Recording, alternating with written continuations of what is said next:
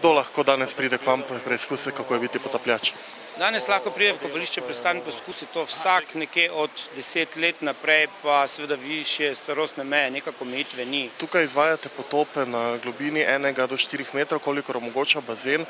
So pri tem že kakšne omejitve, mora človek biti že fizično kaj posebej pripravljen na to? No, fizično ni potrebno, seveda so pa omejitve, da glede na znanje. Metrski bazen je za potapljač, pač za te, ki bi želeli poskusiti, ki bi mogoče pozneje želeli postati potapljače, je v metrskem bazenu, zaradi tega, ker je to veliko bolj varno, tudi pritisk na ušesih se ne čuti. Dvometrski bazen je za tiste, ki že poskusijo v metrskem bazenu, seveda pozneje grejo v 2 metra, da čutijo razliko, seveda pod vodstvom nekega inštruktorja. 4-metrski bazen je pa izključno samo za tiste, ki že imajo potapljaške izkaznice. Kako dolgo se že sami potapljate in v bistvu kako ste začeli s tem? Potapljam se že 3. leto in če smem po pravici povedati, me je k temu pritegnila ljubezen.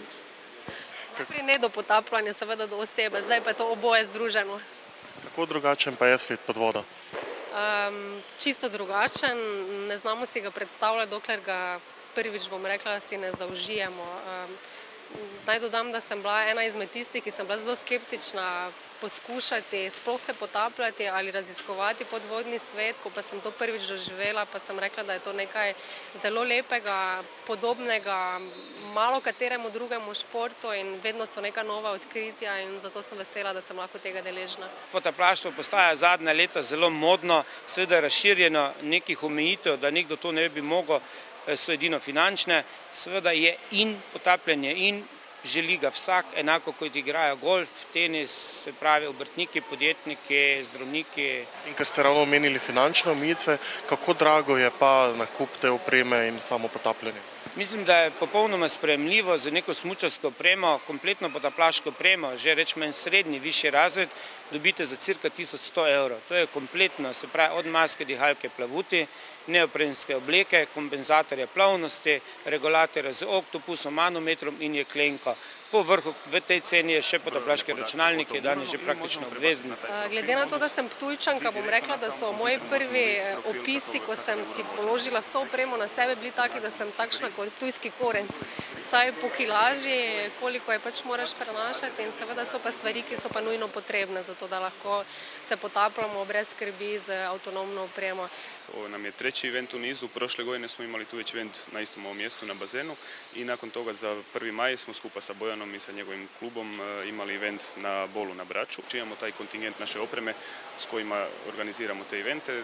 Gledamo uvijek da tu donesemo nešto od nove opreme što krajnji korisnici i klijenti još nisu vidjeli i da im na taj način pružimo mogućnost da tu direktno probaju tu opremu, da se zarone s njom, vide da li im se sviđa, ne i tako dalje, da im damo neke savjete, da im pokažemo kako to izgleda i tako dalje. I što je novo ove godine?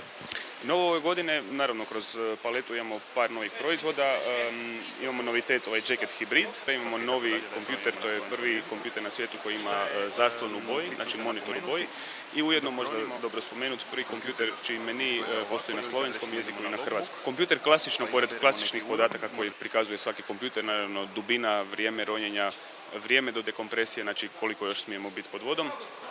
U njemu je ubačen kompas, znači digitalni kompas i što je zanimljivo kod njega da možemo prebacivati sa klasičnog digitalnog moda, znači gdje vidimo brojke, na takozvani grafički mod. Gdje se real time dok ronimo imamo osovinu dubine i vremena i malog ronioca koji za sobom ostavlja trag, znači pod vodom možemo vidjeti profil ronjenja. In kje se potem mogoče s takšno opremo potapljati? Zgolj v morju ali tudi v rekah, jezerih? Ne, za to opremo se je možno potapljati popolnoma povsod. V Sloveniji nimamo nobene omejitve, razen seveda nacionalni parki, to so Triglavska jezera, se lahko potapljamo povsod, se pravi v rekah, jezere in našem morju Jadranskem, pa tudi seveda povsod po svetu, od oceana, Pacifika, Rdečega morja. Potapljati se z avtonomno opremo ne smemo nikoli sami. Iz varnostnih razlogov vedno moramo biti v paru. Torej, tudi meni je najljubše potapljanje v paru, ker je tudi potem komunikacija drugačna. Ljudi prvo percipiraju rojenje kao opasan sport. Rojenje je u biti i gledano statistički jako siguran sport.